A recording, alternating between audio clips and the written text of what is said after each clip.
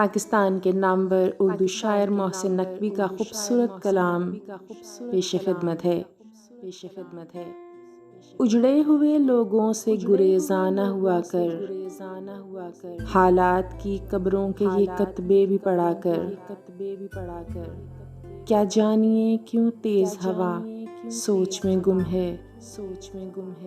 ख्वाबीदा परिंदों को दरख्तों से उड़ाकर, उस शख्स के तुमसे भी मरासिम हैं तो होंगे, वो झूठ ना बोलेगा मेरे सामने आकर। हर वक्त का हंसना तुझे बर्बाद ना कर दे, तन्हाई के लम्हों में कभी रो भी लिया कर।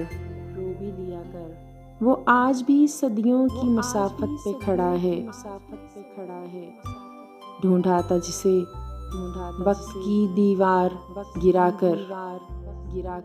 ए दिल तुझे दुश्मन की भी पहचान कहाँ है, तू हल्काए यारा में भी मोहतात रहा कर।